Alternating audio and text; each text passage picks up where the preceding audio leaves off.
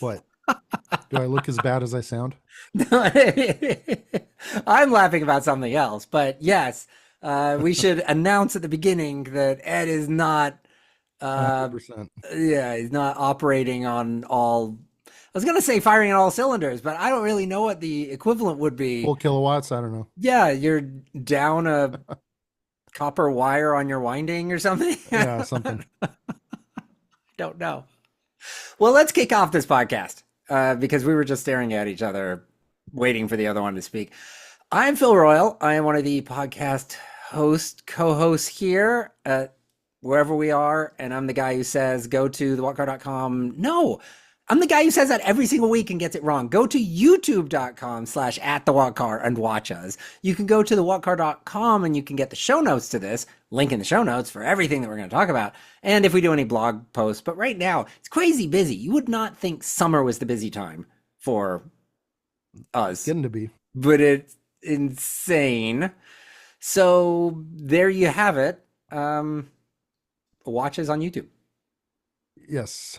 Ed Sanchez, 4+ years as a podcaster. Uh, Day job, automotive electronics industry analyst, and the Watt Car co-founder and contributor. A few And weeks ago, you were gonna mention that Ford's gonna release something on August 11th, and we got to the end of the episode. I ended it. I think I jumped ahead a little bit. I just ended the podcast. We stopped recording, and you were like, "Oh, Ford's got a thing on the 8th," and I'm like, "What?" That was news to me. oh, on the 11th, yeah. Or the 11th, yes, 8th month of the 11th day of the 8th month. Is that not how we speak Yes. now? And so I had no idea what the thing was about. I don't think we mentioned anything on the podcast that this was coming, but here we are.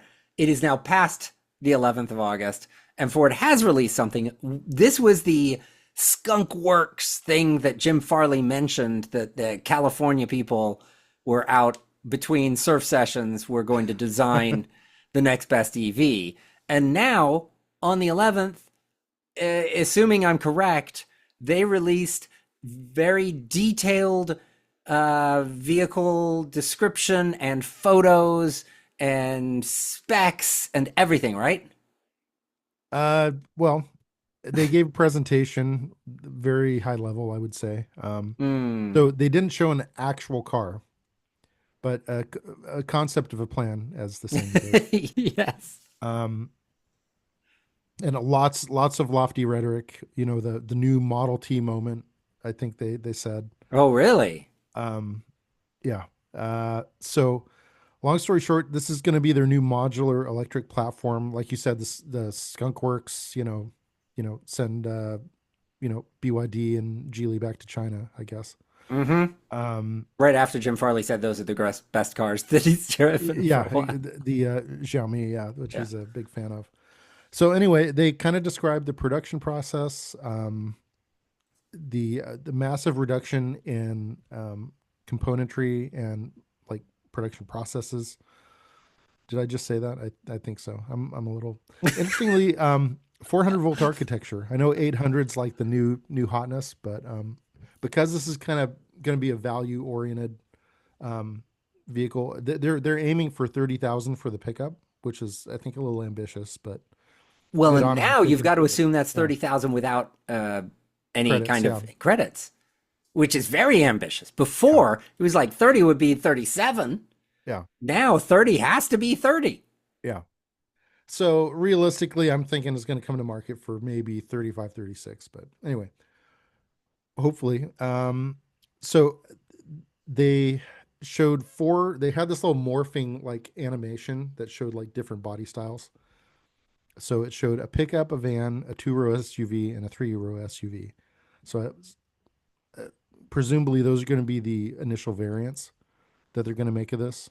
The first one will be the pickup, which there's a rumor going around they're going to call that the Ranchero. That's not officially confirmed, but anyway, supposedly that's going to hit the market in 2027. They're claiming, Wow. and That's coming up. yeah, pretty That quick. means we'd see it next year. Yeah, potentially, yeah. Wow. And they're claiming performance equivalent to an EcoBoost Mustang, which is 0 to 60 in the 5 second range, which, not bad. Um, No, they're so yeah, definitely going for like a budget with 400 volt slower acceleration. They're yeah, definitely going for that LFP budget. battery. I don't know if I mentioned that. Mm. Um, I so yeah, this is built to a cost. Now, I don't mean that pejoratively. I mean, I think to be competitive with the Chinese, they have to build it to a cost. It can't be cost no object like, Rimac Nevera, Lucid Air Sapphire. If they're building it to 30,000, they have to make certain design Yeah. decisions. And China So can get to a lot of those numbers because of the government.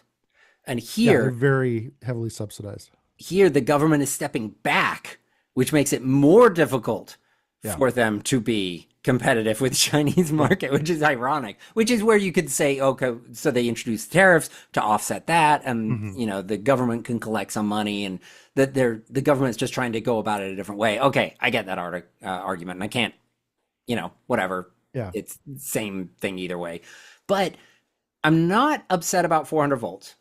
Yeah. Which I've said in the past, like I hope everything's 800 volts, and I do because I think 800 volts gets you to fueling parity with a gasoline vehicle, We're pretty close to it. Yeah. and 800 gets you there. 400 doesn't, but I think 400. I think, and I say this, man, I'm a broken record. We're in early days of all of this Yeah. stuff, Yeah. and I think that there is so much. You see different charging curves with different vehicles Hmm. and how they go about it and the cooling and the cables, and we constantly hear about these like cooling cables that like some universities come up with that lets you Hmm. charge it, blah blah blah blah blah blah blah. I think we're in very early days to the point that a 400 volt vehicle could charge way faster once they dial all of this Hmm. in with time. Hmm. So I don't think it's the end of the world to go to a 400 volt system if you optimize a lot of the rest of the vehicle. Yeah. So I'm not upset about that. And if they No. can hit a $30,000 price point, Yeah. All sounds the great. better. So one of the, I don't know if I should say unintentional or intentional casualties of this is the Escape, because they're going to build this at the Louisville, Kentucky factory. So interesting. It's interestingly, Ford actually has two plants in Louisville. They have the Super Duty truck plant that also I think builds the Navigator and Expedition, and then they have the Escape plant. So the Escape plant is going to be, I guess, changed or converted to do this next generation model. So Hmm. Is that and well, what's kind of surprising about that is the Escape is one of Ford's best selling models. so? I was going to ask that Yeah. question. Is that a really bad move? Well, I don't know. I don't know if they're going to transition, if they're going to just cancel Escape altogether, if they're going to move production of it to another Hmm. plant. I assumed that it would just get canned, but yeah, they could move production. There could be something about this facility that makes it better Yeah. So to do these so events. interestingly, the Bronco Sport is basically a chunkier Escape, Hmm. and that's built in Mexico. Now, with the whole tariff situation, who knows? But conceivably, they could build the Escape in Mexico because it effectively shares a platform with the Bronco Sport. So I don't know. But a lot of people are reading the tea leaves of like the Escape is going away, period. So There's no escape. there's no Escape. Okay. Big competitor to Ford Chevy. and is Chevy, yeah, and a big competitor to the Mustang, which is 50% of it's an SUV at this point, Yeah. is the Camaro. And Yep. the Camaro is on its way back as an EV.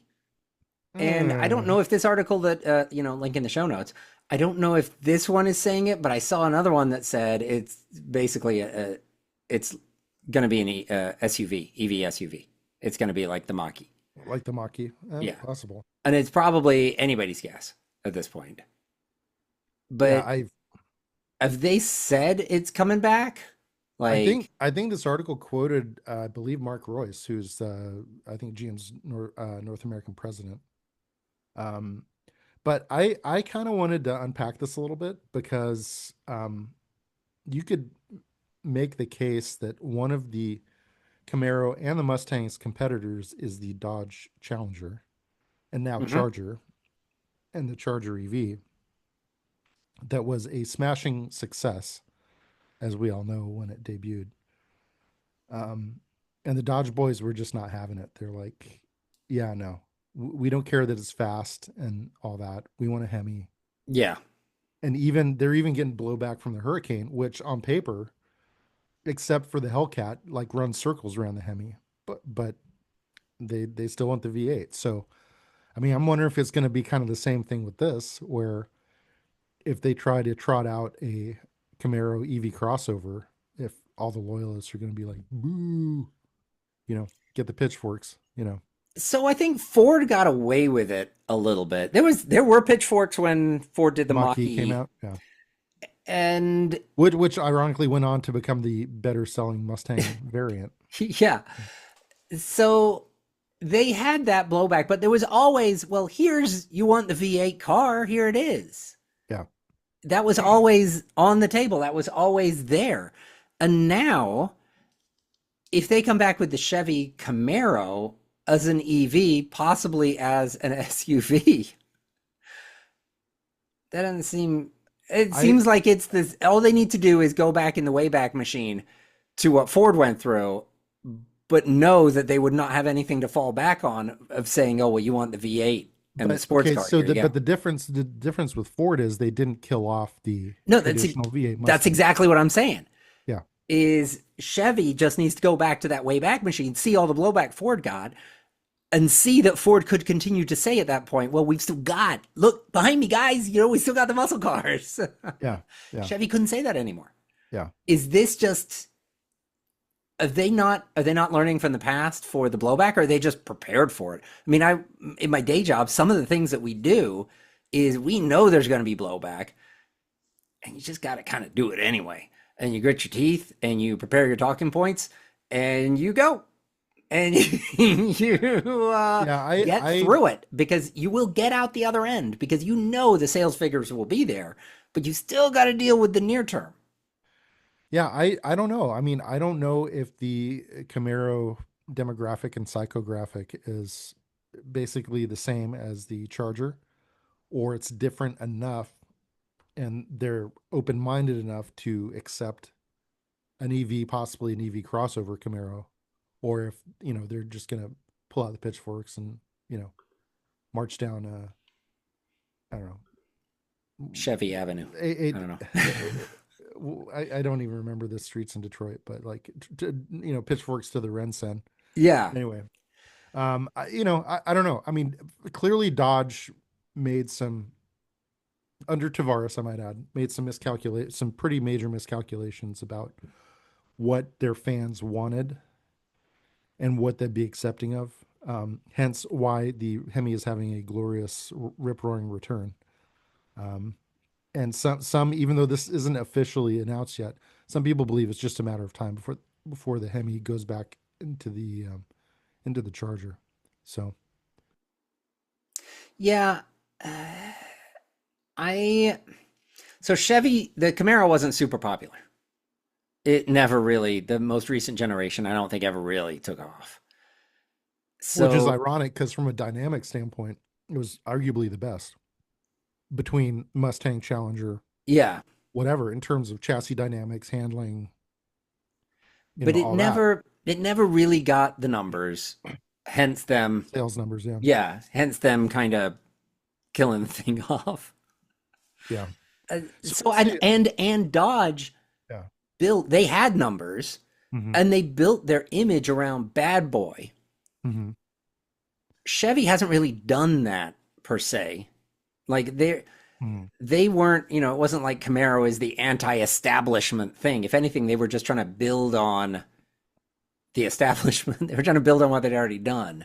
Yeah. Whereas Dodge was trying to buck the system, and they were always going to the beat of their own drum, I guess. And that bit Dodge. So maybe it's not going to be a problem for Chevy. Yeah, no, I think Dodge is a victim of its own success because they went so all in on, to your point, the bad boy muscle car, sideshow takeovers, smoking tires, loud exhaust, that when they suddenly took that away, everyone was like, Yeah. You know, Yeah. Like I bought into this.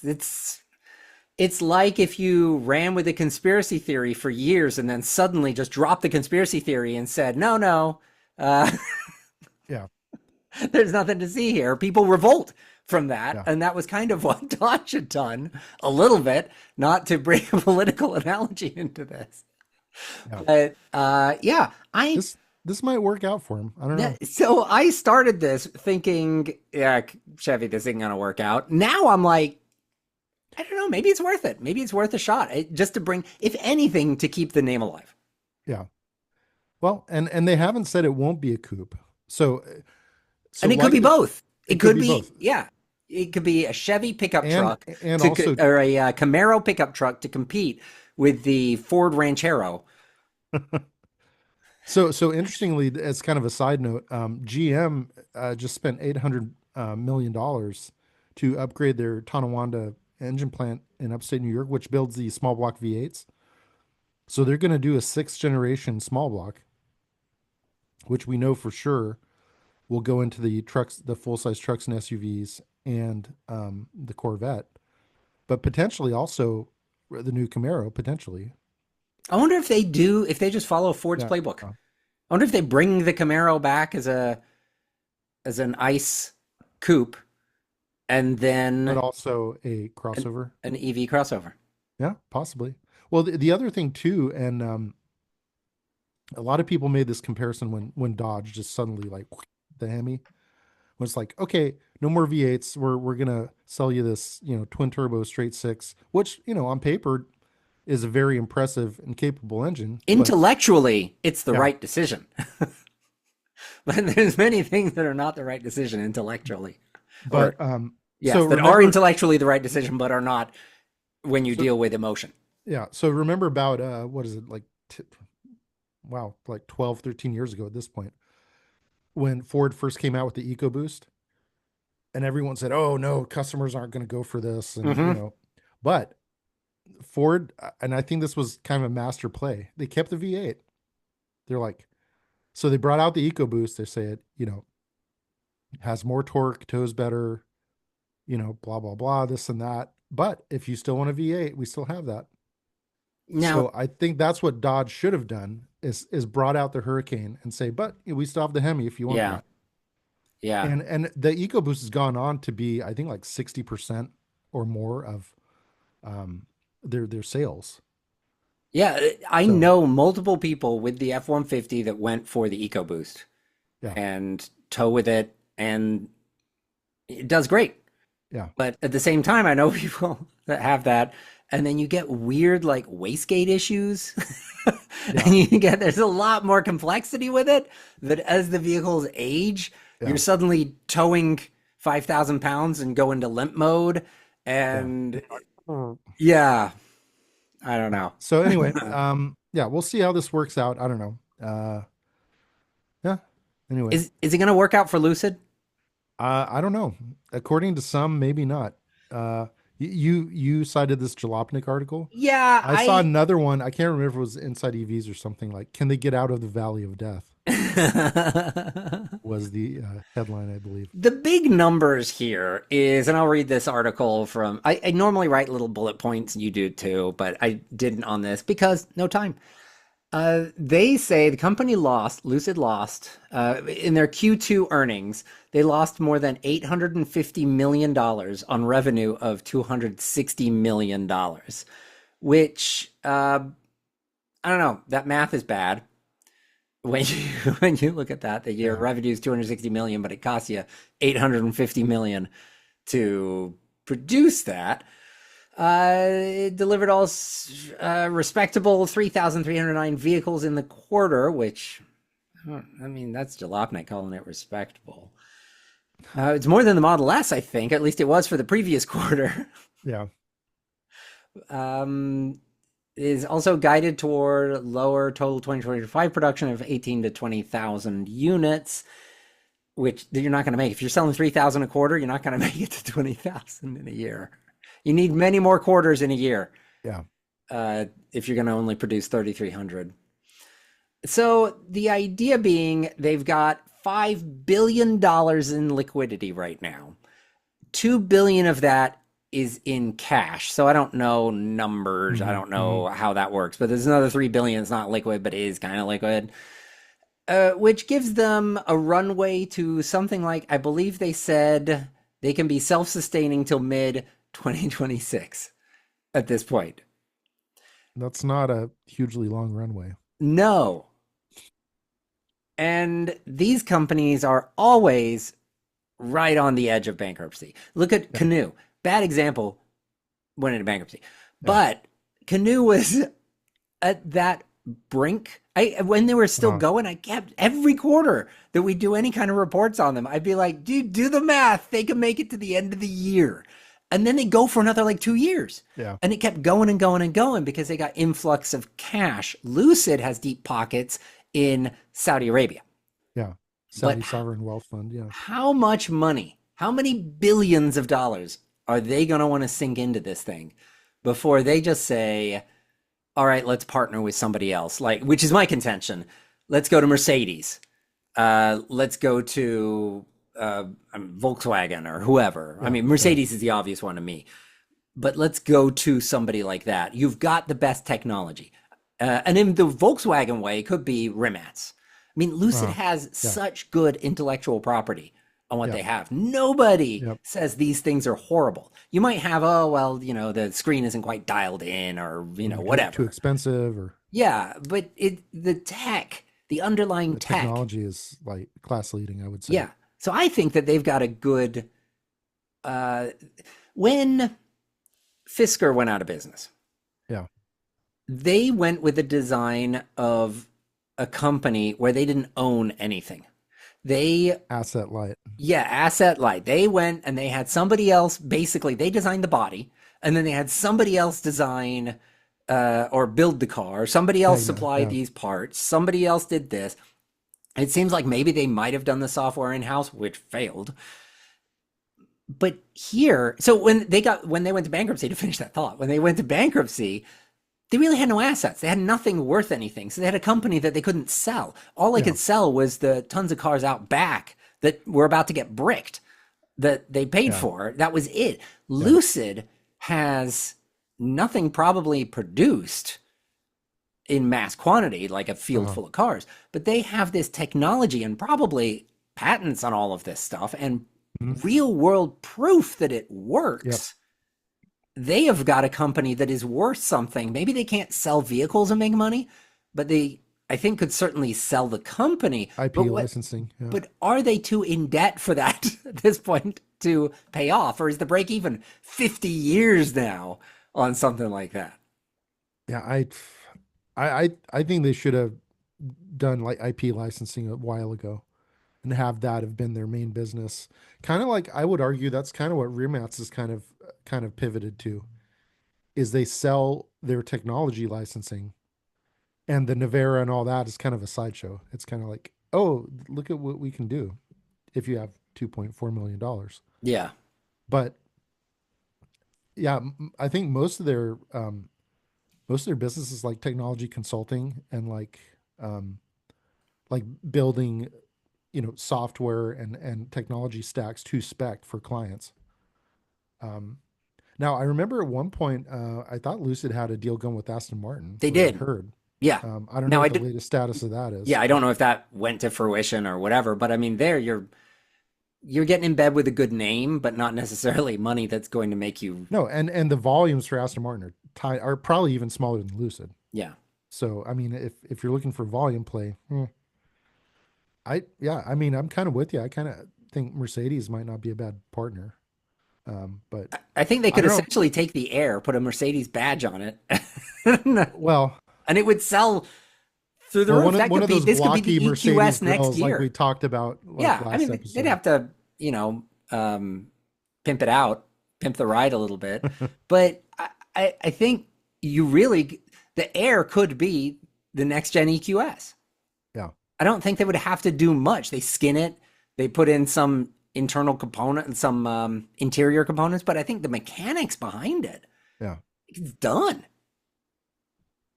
Again, I don't know. Imagine the amount of money Mercedes would save if they could skip essentially a generation of design. Yeah. Well, and it's interesting you say, I believe, obviously not to the same extent as Lucid, but I believe the Saudis also have a stake in Mercedes. Now, I think it's only like 10 or 12%. It's not like 62 like they have for Lucid, but I mean, even on that level, if they have, people on some of the same boards, they could say, "Hey, you guys need to talk to each other." Yeah. Yeah, bail Yeah. us out. I really hope Lucid makes it. Like I said, I'm a big fan of their technology and what they've accomplished. But yeah, they're in a kind of a tough spot right now. Well, and So Rawlinson's not there anymore. yeah, Rollinson's gone. I don't even know who's running the show now. I mean, before he was like, I mean, he wasn't the Elon Musk of, No, Lucid, but he was definitely a positive face to the yeah, company. You would hear the name. Now, I have no idea. yeah. It I mean, it's Mark Winterhoff, I think. could I don't be. I Is it don't somebody know. from the board that stepped in that Well, he's they're still calling him an interim CEO, so I guess they're still. I say Mate Remots. Just there you go. Kind of scoop him into the Remots group. Yeah, That's my there's two vote. ways. Rimats or Mercedes, and you call it a day. And Rimats they've got deep pockets in Volkswagen. Yeah. So, it's whether or not it's a I know Lucid had said, Rawlinson had said that they're not much like I think RJ Scaringe had said with Rivian, is that they're Mhm. not a high-end company. They're not here to produce high-end vehicles. It's just they have to start at the high end because that's where the margins are and that's what it Mhm. costs them to Mhm. produce these things. That they're actually an affordable car company. They just need to Ideally, get yeah. there. So it could be a good Volkswagen play if they've already got that entry level stuff in the works, that could go into the ID line that will no longer be called the ID line for Volkswagen. And then you've Yeah. got the higher end stuff that they could incorporate into the Rimats and Audi and see Porsche what, are, yeah, yeah, and see what pops out on the higher end vehicles of the Volkswagen group. yeah. So Yeah. anyway, I got my fingers crossed for Lucid, but I guess we'll see if the Saudis want to bail him out again. Hopefully they make it long enough that you can buy one. That they're not out of business before you get there. Yeah. So speaking of, we've talked about this a lot of Tesla announcing things and it being years before they actually come to fruition. Yeah. So I guess the Semi was first shown in 2017, Sounds right. I'm pretty sure I was 10. and they're still to this day not in mass production. They've done small like fleet builds for like Frito Lay and I think a few other companies, but I wouldn't say they're mass produced quite yet. Do you know how many semis I've seen on the road? You want to guess how many Tesla In semis I've seen? general, or Tesla Tesla semis I've seen. one. Zero. You know how Oh, many all right. Nikola trucks towing actual commercial trailers I've seen? Three. Yeah, three. I saw one over the Wow. All weekend. right. I thought they were out of business. I thought they were too. So I'm not going to say the semi is not in production right now or not being used by companies, but when I see more Nikola semi trucks than I do, oh, and it was a cab over too. It was like Oh, it was cool. It yeah. was cool Yeah. the one I saw over the weekend. But when I see more Nikola versions of this truck than I do Tesla versions, Uh-huh. and I'm in California, Yeah. I I don't know. Okay, so what's going on? So 10 years afterward, they're going into production. Finally, they're saying 2026 is going to be the big year. That's when we're really going to ramp up. So anyway, Does we this shall see. matter? Does it move a needle for them? I know that I heard all these numbers of, oh, it's a whatever billion-dollar industry and Uh-huh. whatever. Does this move the needle? I view trucks, and this is me with, once again, I've said this before and I'll say it again. I have no knowledge of this topic, but that's not going to stop me from talking about it. I view the semi industry, that industry of towing like big things, whatever, Yeah.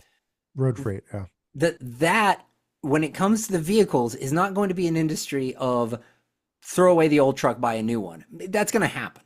But it's going to largely be conversion on axles and conversion of the vehicles. Uh-huh. Similar to like with CNG and whatnot, you would convert an diesel existing to vehicle. CNG, yeah. Yeah. And so I kind of thought that that would then, that's what we'd be looking at. So you'd have your old Peterbilt or Mac Yeah, yeah. or whatever, and you would just do an e-axle, an e-beam or whatever it's called, Mhm. and battery packs. The thing's already set up for giant engines, so you Yeah, stuff all that stuff in there, and boom, there you go. You got something yeah. for half the price maybe of buying something like a Tesla semi. Well, the thing about road freight is it's very economics dependent.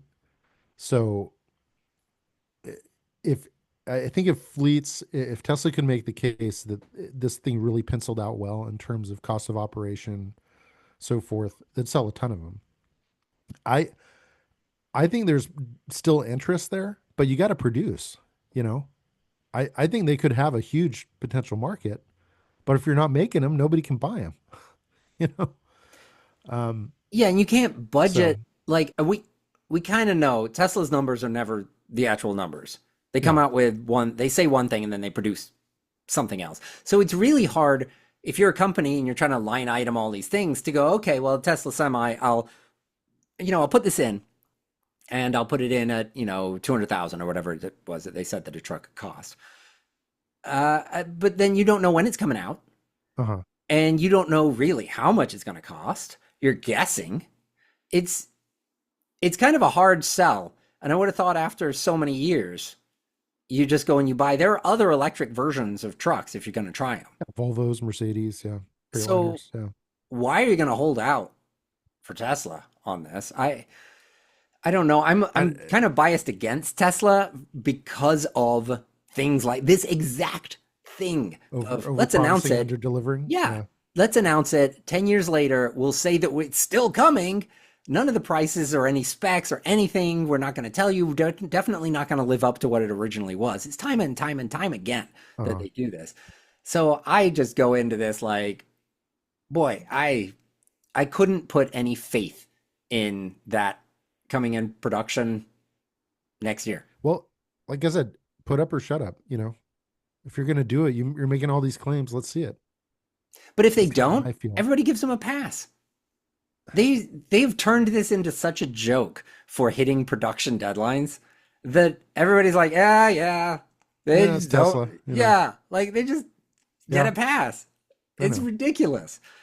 Like, don't say it's coming out, in the next 2 years or whatever, and And then a a decade decade later, later, like well, just don't make the promise. Say, hey, here's this really cool thing we're working on, and in the coming 5 decade. years or something or whatever, you'll see this thing slowly get, rolled onto the road. We're so far ahead of, technology and everything that this is going to take a while. Let's Yeah, just be honest. Let's tell the truth. yeah. It's this smoke and mirrors and no what am I thinking of? Not it's not clarity. No, they don't tell you what's actually happening. They tell you what they Yeah. want to have happen. They tell you what they want you to believe. Hopes and dreams. Yeah. And it's like, Yeah. I don't know. I'm So sure it'll we'll be see. successful when it comes out. Well, I when don't it know. does, but that's the big question. When? But Yeah. anyway, When will this episode end? how about now? Now. Now sounds like a really good time. Everything we've talked about. Show notes available in the show. You could get the show on any kind of audio listener, player, podcast, on your iPod. Break out your iPod. And Are there still a thing? I plug it in with a cable to your computer and download things. I don't know how things work anymore. There, but if you go to youtube.com/at the what car, you can watch our smiling faces. You can watch my retro shirt. I'm breaking out a bunch of retro shirts in these last couple weeks. So I got another one on today. You can see what that is. It's another one of my favorite EV manufacturers. This is the motorsport division of that EV manufacturer. Mazda. Oh, you ruined it. Now they don't need to go No. there. Oh, all right. We're on social medias, but I don't really post there. But you know what you can do? You can share us there. So you can take the podcast and you can say, look at what these idiots said. They don't know what they're talking about. You should give a listen. And that kind of endorsement goes for miles. I don't know. If endorsements travel. theonecar.com/advertise for big companies Like like Lucid. Lucid that really need to advertise with us and spend some of those billions. You know, you say you've got a runway that lasts till mid 2026 right now. We could get that down to early 2026 if you come in and you advertise and give us all that money. All right. We're working on a couple special episodes, So and stay tuned, as they say. we have no choice but to make them happen because life is full of stuff that is making us do that things, and those things are taking You up know, our the time. thing. The thing. So maybe it's next week that we have a special thing. We got to maybe do it the at some week point. after. Yeah, or the week. I don't even know where we are. Where are we? Is it the end of the year yet? Is it? Not quite. All right. Well, I'm going to end this episode and hope that the end of the year comes as soon as it can. All right. Later. See ya.